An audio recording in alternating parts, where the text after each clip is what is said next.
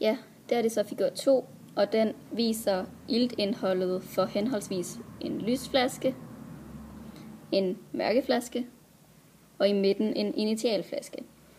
Alle de her flasker hænger på den samme vanddybde. Opgaven er delt op i 2 dele, kaldet A og B. Del A viser først startiltindholdet i initialflasken, som ligger på 8.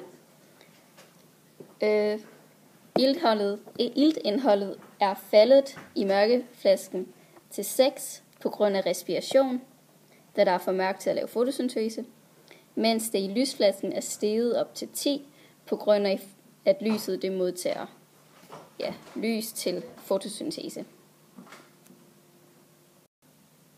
Og som sagt, i mørkeflasken, der foregår respiration, og i lysflasken, der foregår både respiration, men også fotosyntese.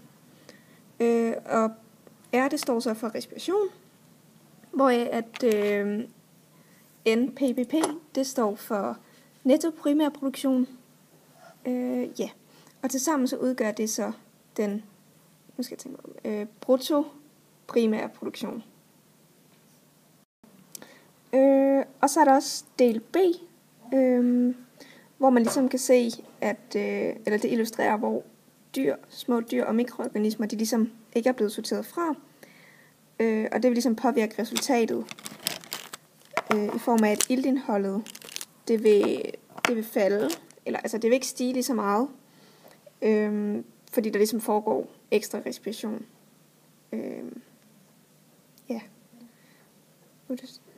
Se det sidste. Nå, okay. Og altså man kan sige, at det påvirker ikke rigtig BPP'en, men det påvirker selvfølgelig iltindholdet, men det påvirker ikke den samlede i forhold til den anden figur, eller del A. Ja. Okay, det her er figur 1, der ligesom illustrerer, hvorledes flaskeparrene ligesom er hængt op under vandoverfladen, og de er så sat op i forskellige dybder, som man så kan se. Og man kan så se, hvorledes der er flaskerne, de er sat op i par. Der er en lysflaske og en mørkeflaske, som så er parret sammen i forskellige dybder. Og man kan så sige, at hver flaske indeholder planktonalger. Og så ses der også en initialflaske, som ligesom er sådan en kontrolflaske, der ligesom viser startindholdet af ilten. Ja, formålet med det her forsøg, det er at bestemme forskellen af iltindholdet mellem flaskerne, både mellem en lys- og en mørkeflaske, der er på samme niveau, men også mellem en lysflaske og en lysflaske på forskellige niveauer, og mellem en mørkeflaske og en mørkeflaske på forskellige niveauer.